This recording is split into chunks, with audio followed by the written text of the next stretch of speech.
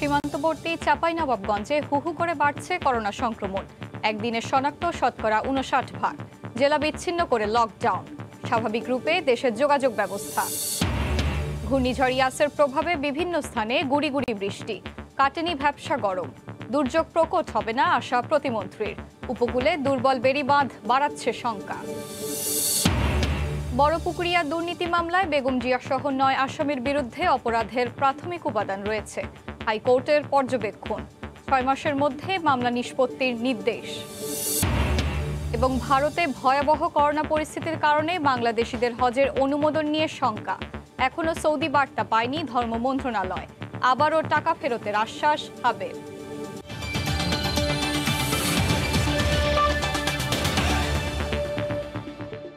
দেখছিলেন শিরোনাম। জনপদের সময় সঙ্গে আছি আমি এশা হোসেন। সীমান্তবর্তী চাঁপাইনবাবগঞ্জে পরীক্ষা বিবেচনায় করোনা শনাক্তের হার ৫০ ভাগেরও বেশি। এ অবস্থায় ৭ দিনের বিশেষ লকডাউন ঘোষণা করেছে স্থানীয় প্রশাসন। জেলার সঙ্গে সারা দেশের সব ধরনের যোগাযোগ বিচ্ছিন্ন করা হয়েছে। জেলায় সবশেষ ২৪ ঘন্টায় শনাক্তের হার ৫৯%।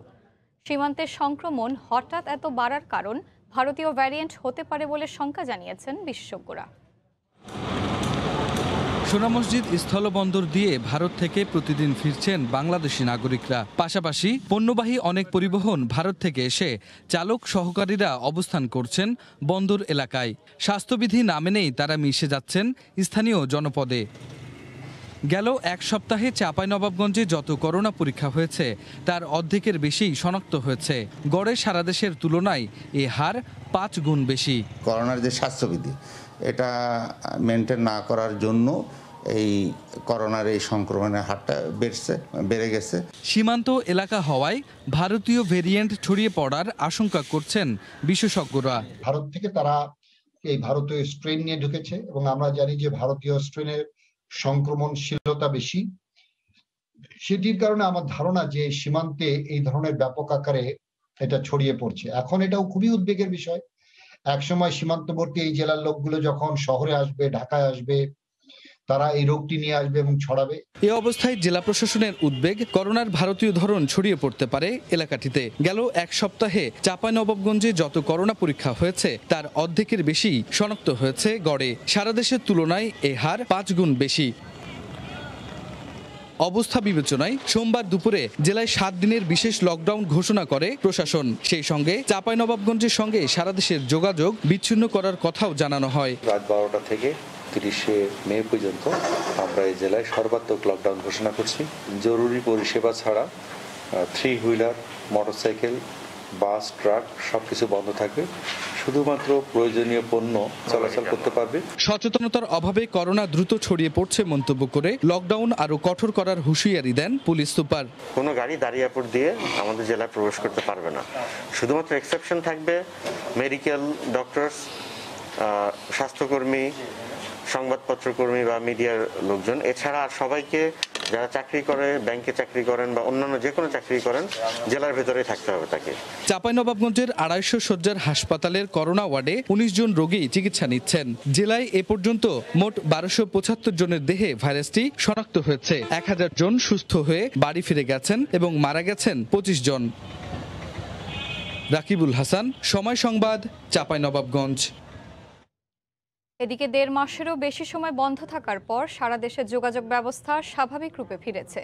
যাত্রী অর্ধেক নেওয়ায় ট্রেনের ভাড়া না বাড়লেও লঞ্চ ও বাসে গুনতে হচ্ছে ৬০ ভাগের বেশি ভাড়া। দূরপাল্লার বাসে কোথাও কোথাও মানা হচ্ছে না নির্দেশিত স্বাস্থ্যবিধি। সিট খালি না রেখেই যাত্রী নিয়ে রাজধানী ছাড়ছে অনেক বাস। করোনার দ্বিতীয় ঢেউয়ের তোড়ে থমকে গিয়েছিল যোগাযোগ ব্যবস্থা। ৪৯ দিন পর গণপরিবহনে যুক্ত হলো সারা দেশ। চালুর প্রথম দিনেই সদরঘাটে দক্ষিণাঞ্চলগামী মানুষের ভিড়। আগের চেয়ে কিছুটা নিয়মে পরিবর্তন এলেও অনেক ক্ষেত্রে উপেক্ষিত স্বাস্থ্যবিধি। ভিড় তো এলঞ্চে অনেকেই দেয়। স্বাস্থ্যবিধি আছে মোটামুটি, কিন্তু এরকম গ্যাপ থাকবে এরকম স্বাস্থ্যবিধিটা নাই। ৬০% ভাড়া বাড়তি, যাত্রী আগের মতো। সরকার যে ঘোষণা দিচ্ছে ৬০% বৃদ্ধি করে, আমরা ওই অনুযায়ী ভাড়া নিতেছি। সোমবার সকাল থেকে রাজধানীর কমলাপুর রেল স্টেশন থেকে বিভিন্ন জেলার উদ্দেশ্যে ছেড়ে যায় একের পর এক আন্তঃনগর ট্রেন। ছাড়ার আগে ট্রেনের প্রতিটি বগিকে জীবাণুমুক্ত করেন পরিচ্ছন্নতা কর্মীরা। এক আসন ফাঁকা রেখে বসার নিয়মও মানছেন ট্রেন যাত্রীরা। স্টেশন ঘুরে রেলমন্ত্রী জানালেন, ট্রেন চলাচলে আগের চেয়ে বেশি মানা হবে স্বাস্থ্যবিধি। সকল প্রকার স্বাস্থ্যবিধি মেনে সীমিত আকারে 28 চড়া এই ট্রেন আমরা আজ থেকে চালানো শুরু করেছি। টিকিট ছাড়া কেউ প্ল্যাটফর্মে আসতে পারবে না। আমরা নিজেরা যদি সতর্ক না থাকি তাহলে তার কেউ সতর্ক করতে পারবে না। স্বাস্থ্যবিধি মেনে বসানো হচ্ছে, কিন্তু ডাবল ভাড়া নেওয়া হচ্ছে। 30 টাকা নিচে নরসিংদী পর্যন্ত, কিন্তু আমরা যাব টঙ্গীতে। তবে ট্রেনের উল্টো চিত্র দূরপাল্লার বাসে। এক সিট ফাঁকা নয়, প্রতিটি সিটেই বসানো হচ্ছে যাত্রী। যদিও 60 ভাগ অতিরিক্ত ভাড়া নিয়ে অর্ধেক যাত্রী পরিবহনের নির্দেশনা সরকারের। গাড়ি চেক করে, কিন্তু যেগুলো অনিয়ম পেয়েছি সেগুলোকে জরিমানা করেছে। পরিবহনের অভাব ছিল, এর কারণে বাড়ি দিতে পারি না। এখন পরিবহন খুলছে, এখন সুন্দরভাবে বাড়ি দিতে পারি। ভাড়া একটু বেশি, মানে ডাবল ভাড়া, মানে একজন ভাড়া বেশি, কিন্তু তাও ভালো, গাড়িগুলা খুলছে, যাবো বাড়িতে। এতদিন বন্ধ ছিল, বেকার ছিলাম, এখন চালু করার পরে আমাদেরকে ভালো লাগছে। যারা ঈদে বাড়ি যেতে পারেননি তারাই ভিড় করছেন বাস কাউন্টারগুলোতে। নাজমুস সালেহী, সময় সংবাদ, ঢাকা। এই মুহূর্তে রাজধানীর সদরঘাট লঞ্চ ঘাটে আছেন রিপোর্টার মাহমুদ রাকিব। সেখানকার সবশেষ অবস্থা জানতে সরাসরি যাচ্ছি তার কাছে। রাকিব, যেহেতু মাত্র 8-10 দিন আগেই ঈদ উল ফিতর গেল, সে কারণে আমরা বাংলাদেশে যেটা দেখি, ঈদের 8-10 দিন পর কিন্তু মানুষ ঢাকা থেকে আর গ্রামমুখী হয় না, মূলত গ্রাম থেকে ঢাকামুখী হয়।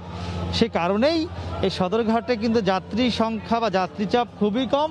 এবং আজকে যে স্বাস্থ্যবিধি মেনে মোটামুটি স্বাস্থ্যবিধি মানা হচ্ছে লঞ্চে, এর অন্যতম কারণে কিন্তু এটি যে যাত্রীচাপ কম। যাত্রীচাপ অনেক বেশি থাকলে কিন্তু হয়তো এখানকার পরিস্থিতি আরও অনেক বেশি খারাপ হতে পারতো, বা আরও অনেক বেশি স্বাস্থ্যবিধির অবনতি এখানে ঘটতে পারতো। এরপরে আমরা দেখেছি অন্তত বরগুনার যে লাইন রয়েছে, ধুলিয়া কিংবা ভোলা, লালমোহন, এইসব এলাকায় কিন্তু আমরা দেখেছি প্রত্যেকটি লঞ্চেই অন্তত ডেকে কিন্তু কোনো স্বাস্থ্যবিধি মানা হয়নি।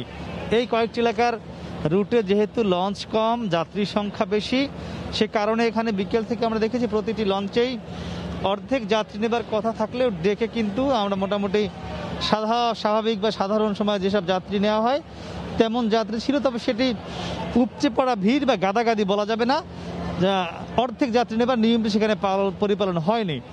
এর বাইরে অন্য যেসব জেলা রয়েছে, বিশেষ করে বরিশাল, ঝালকাঠি কিংবা পিরোজপুর, এসব এলাকায় যাত্রীচাপ কিছুটা কম, কারণ এসব এলাকায় লঞ্চের সংখ্যা বেশি। সে কারণে এই লঞ্চগুলোতে মোটামুটি স্বাস্থ্যবিধি মেনে বা গায়ের সঙ্গে গা মিলিয়ে বা গাদাগাদি করে যাত্রীরা যাচ্ছেন না। আর এখনও আপনি দেখছেন মূলত যে লঞ্চগুলো ছাড়া হয়নি বা ছেড়ে যাবে আজকে, আর এই সবগুলো লঞ্চ শুধুমাত্র 2টি জেলার, সেটি হলো বরিশাল সদর জেলা এবং ঝালকাঠি জেলা। এর বাইরে অন্যান্য সকল জেলার লঞ্চ ছাড়া হয়েছে। আর রাত 12টা পর্যন্ত তো চাঁদপুরের লঞ্চ চলছেই। তো চাঁদপুরের লঞ্চে আমরা যেহেতু যে ওখানে সিট রয়েছে, চেয়ার রয়েছে, সেখানে এক সিট পর একটি ফাঁকা রাখার পদ্ধতি থাকলেও এই যে ডেক যেগুলো রয়েছে, ডেকের মধ্যে কিন্তু সেটি মানা সম্ভব হয় না। তো এখানে আমরা দেখেছি মোটামুটি রং করা হয়েছে বা দুপাশে ফাঁকা রাখা হয়েছে রং করে করে, কিন্তু সেগুলো কিন্তু যখন যাত্রী আসছেন, যাত্রীরা কিন্তু সেখানে বসে পড়ছেন বা শুয়ে পড়ছেন, তখন কিন্তু সেখানে আর সামাজিক দূরত্ব বা অর্ধেক যাত্রী নেয়ার যে বিধান সেটি পরিপালন হচ্ছে না। তখন কিন্তু যাত্রীরাও কিছুটা ক্ষুব্ধ হচ্ছেন। তারা বলছেন যে যেহেতু যাত্রী সংখ্যা অর্ধেক নেওয়া হচ্ছে না, তাহলে কেন তারা 60% ভাড়া বেশি দিবেন। এ নিয়ে কিন্তু বাগবিতণ্ডা হচ্ছে, খারাপ অবস্থা তৈরি হচ্ছে, পরিস্থিতি অবনতি হচ্ছে। এরপরও সব মিলিয়ে স্বাস্থ্যবিধি মানতে কিন্তু রাষ্ট্রীয় যেসব সংস্থা রয়েছে তারা কিন্তু চেষ্টা করে যাচ্ছে। আমার কাছে ছিল সবশেষ এসা। লঞ্চ চলাচলের সর্বশেষ খবর জানাচ্ছিলেন রাজধানীর সদরঘাট লঞ্চ ঘাট থেকে সহকর্মী মাহমুদ রাকিব। 88 কিলোমিটার বেগে অগ্রসর হচ্ছে ঘূর্ণিঝড় ইয়াস। এর প্রভাবে দেশের বিভিন্ন স্থানে গুড়ি গুড়ি বৃষ্টির খবর মিলেছে। মেঘাচ্ছন্ন রয়েছে আকাশ। উপকূলীয় এলাকায় আশ্রয়কেন্দ্র ও মেডিকেল টিম সহ সব ধরনের প্রস্তুতি নিয়েছে প্রশাসন। তবে ঝড়ের বর্তমান গতিবেগ অব্যাহত থাকলে এটি তেমন প্রকট হবে না বলে আশ্বস্ত করেছেন দুর্যোগ ব্যবস্থাপনা ও ত্রাণ প্রতিমন্ত্রী। বুধবার সন্ধ্যা নাগাদ উপকূলে আঘাত হানতে পারে ঘূর্ণিঝড় ইয়াস। সম্ভাবনা রয়েছে ভারী বৃষ্টিপাতেরও। নিরাপদ আশ্রয়ে যেতে উপকূলবাসীকে আহ্বান ও সতর্ক করছেন স্বেচ্ছাসেবীরা। ভোলার মেঘনা ও তেঁতুলিয়ার মধ্যবর্তী অর্ধশতাধিক চর থেকে ৩ লক্ষাধিক মানুষকে নিরাপদে সরিয়ে আনার কথা জানায় জেলা প্রশাসন। 40টি স্পট হতে মোট 3,18,000 মানুষকে সরানোর প্রয়োজন হতে পারে, যার জন্য আমরা সকলে প্রস্তুত রয়েছি। লঘুচাপের কারণে এখন সাগর উত্তাল। বঙ্গোপসাগর থেকে ট্রলার নিয়ে লোকালয়ে ফিরে বিভিন্ন নদী ও খালে আশ্রয় নিয়েছেন জেলেরা। বোট রাখার কোনো কায়দা নাই, কিন্তু আমরা যান নিয়ে ফিরিয়েছি কোনো মতে। ঘূর্ণিঝড় আম্পানের ধকল কাটিয়ে ওঠার আগেই ইয়াসের আভাসে আতঙ্কিত সাতক্ষীরার উপকূলবর্তী মানুষ। তবে জেলা প্রশাসন বলছে এরই মধ্যে নেওয়া হয়েছে সব ধরনের প্রস্তুতি। বুধবার দুপুর নাগাদ ঘূর্ণিঝড় ইয়াস ভারতের পশ্চিমবঙ্গ ও উড়িষ্যা উপকূলীয় অঞ্চল অতিক্রম করতে পারে। তবে দুর্যোগ ব্যবস্থাপনা ও ত্রাণ প্রতিমন্ত্রী মনে করেন দেশের উপকূলে আঘাত হানার বিষয়টি নির্ভর করছে ইয়াসের গতিবেগের উপর। উড়িষ্যা এবং পশ্চিমবঙ্গের উপকূল অতিক্রম করবে। এই অবস্থাতে উপকূল অতিক্রম করে সেই ক্ষেত্রে বাংলাদেশের দক্ষিণ পশ্চিমাংশ অর্থাৎ খুলনা বিভাগের এর প্রভাব পড়বে। যদি এর গতিপথ একই রকম থাকে তাহলে বাংলাদেশ উপকূলে ক্ষতির কোনো প্রভাব হবে না বলে আমরা আশা করছি। এদিকে ঘূর্ণিঝড় ইয়াসের প্রভাবে রাজশাহীর যশোর সহ দেশের বিভিন্ন স্থানে গুড়ি গুড়ি বৃষ্টি হয়েছে। তৌফিক মাহমুদ, সময় সংবাদ। ঘূর্ণিঝড় জলোচ্ছ্বাসের মৌসুম এলেই আতঙ্কে থাকেন দেশের উপকূলীয় অঞ্চলের লাখ লাখ মানুষ। টেকসই পূর্ণাঙ্গ বেড়িবাঁধ নির্মাণ না হওয়ায় যুগের পর যুগ চরম দুর্দশা নিয়েই বসবাস স্থানীয়দের। সরকারি সংস্থা ও জনপ্রতিনিধিরা বারবার আশ্বাস দিলেও বাস্তবায়ন না হওয়ায় ক্ষুব্ধ এলাকাবাসী। বেড়িবাঁধ জোয়ার কিংবা জলোচ্ছ্বাস ঠেকাবে, কাগজে কলমে এমনটি হলেও বাস্তবতা ভিন্ন বলে মত উপকূলবাসীর।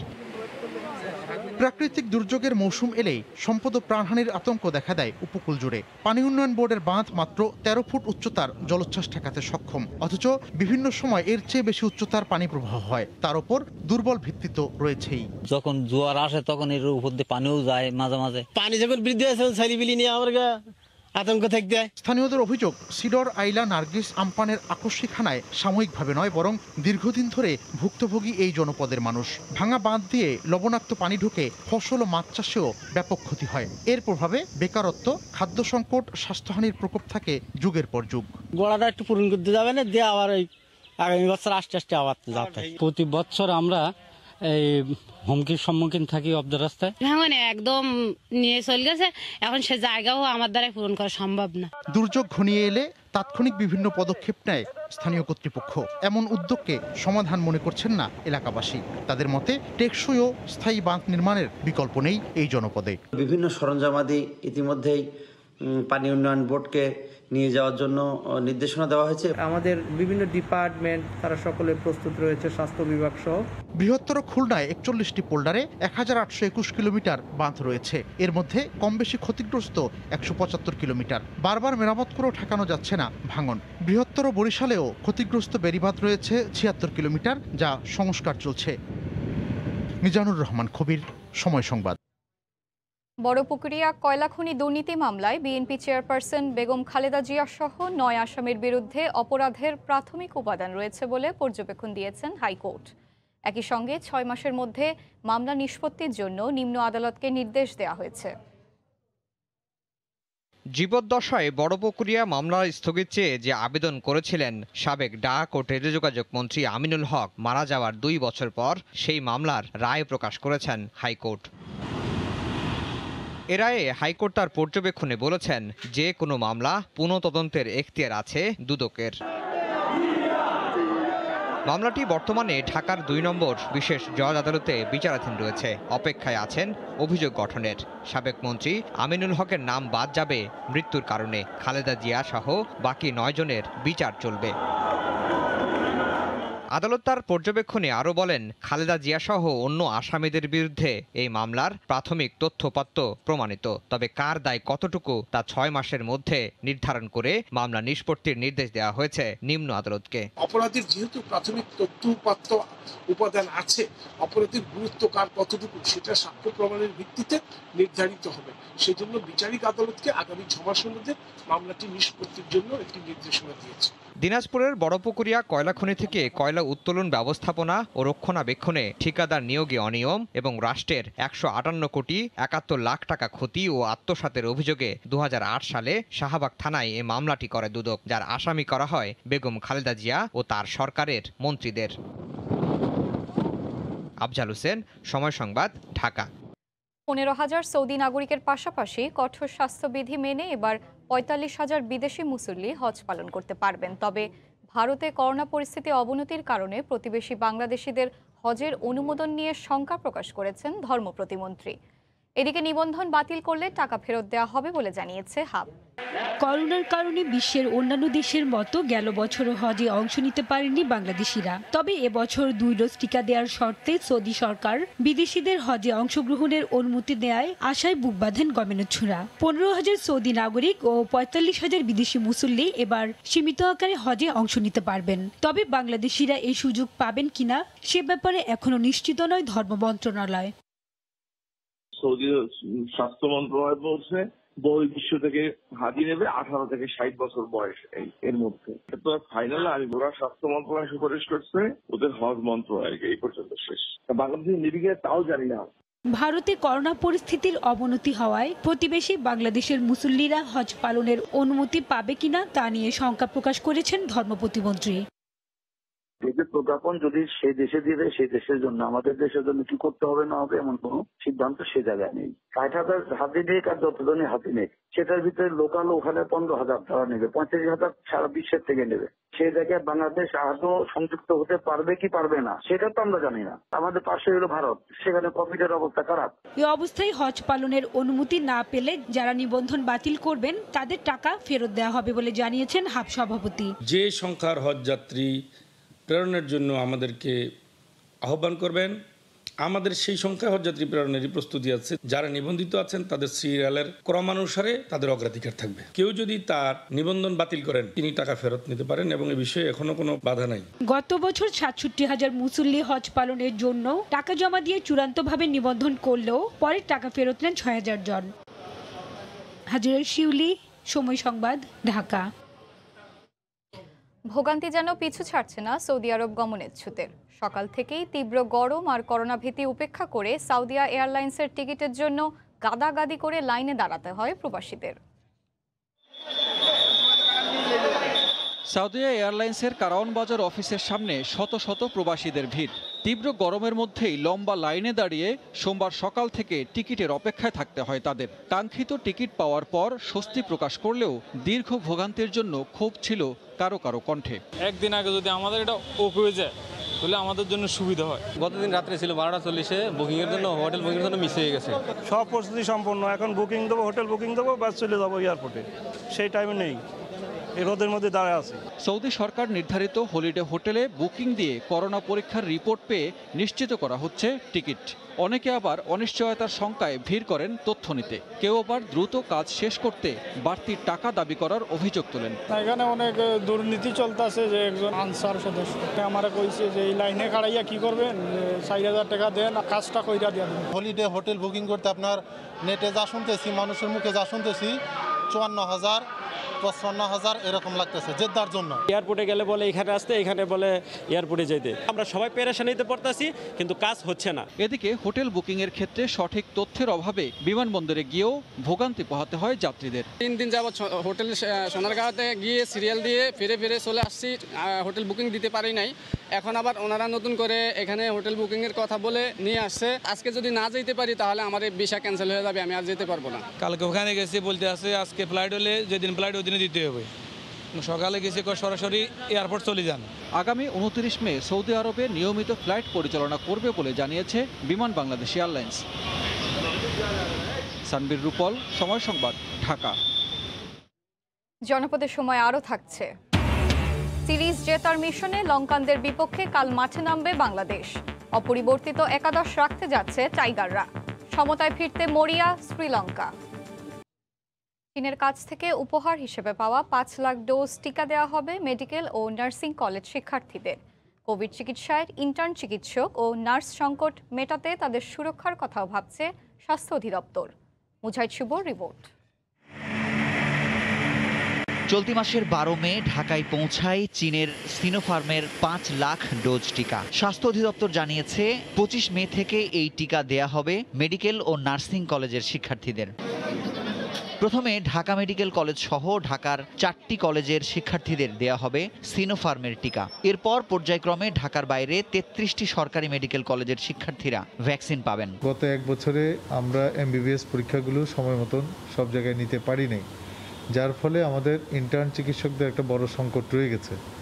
আমরা যদি তাদেরকে সুরক্ষিত করে হাসপাতালগুলোতে নিয়ে আসতে পারি, স্বাস্থ্যসেবা যেমন দিতে পারবো, আবার স্বাভাবিকভাবে আমরা অন্যান্য কাজেও তাদেরকে লাগাতে পারবো, সেটা একটা। আর একইভাবে নার্সদের ক্ষেত্রে আমরা ওইভাবেই চিন্তা করেছি। দীর্ঘদিন মেডিকেল পরীক্ষা বন্ধ থাকায় কোভিড হাসপাতালগুলোতে ইন্টার্ন চিকিৎসক ও নার্সের সংকট তৈরি হয়েছে। এই সংকট মেটাতেই এই সিদ্ধান্ত, জানালেন স্বাস্থ্য অধিদপ্তরের মহাপরিচালক। 37টা মেডিকেল কলেজে আমরা এই টিকা দেওয়াটা শুরু করব। 5th ইয়ার স্টুডেন্টদেরকে আজকে কভার করে হলো, তাহলে তারপরের দিন নার্স যারা 4th ইয়ার আছে তাদেরকে দিলাম, তারপর দিন আবার 3rd ইয়ারের স্টুডেন্টকে দিলাম, তারপরে আবার 3rd ইয়ার নার্সকে দিলাম। এইভাবে আমরা অল্টারনেটলি দেওয়ার একটা প্ল্যান করেছি।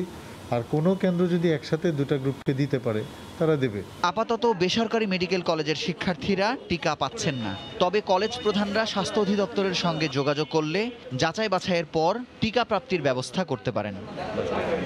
মুজাহিদ শুভ, সময় সংবাদ, ঢাকা। জানিয়ে দিচ্ছি জনপদের সময় শিরোনামগুলো। সীমান্তবর্তী চাঁপাইনবাবগঞ্জে হু হু করে বাড়ছে করোনা সংক্রমণ। একদিনে শনাক্ত শতকরা 59%। জেলা বিচ্ছিন্ন করে লকডাউন। স্বাভাবিক রূপে দেশের যোগাযোগ ব্যবস্থা। ঘূর্ণিঝড় ইয়াসের প্রভাবে বিভিন্ন স্থানে গুঁড়ি গুঁড়ি বৃষ্টি। কাটেনি ভ্যাপসা গরম। দুর্যোগ প্রকট হবে না আশা প্রতিমন্ত্রীর। উপকূলে দুর্বল বেড়িবাঁধ বাড়াচ্ছে শঙ্কা। এবং বড়পুকুরিয়া দুর্নীতি মামলায় বেগম জিয়া সহ 9 আসামির বিরুদ্ধে অপরাধের প্রাথমিক উপাদান রয়েছে। হাইকোর্টের পর্যবেক্ষণ। 6 মাসের মধ্যে মামলা নিষ্পত্তির নির্দেশ। এই ছিল এখনকার মতো। সঙ্গে থাকুন সময়ের।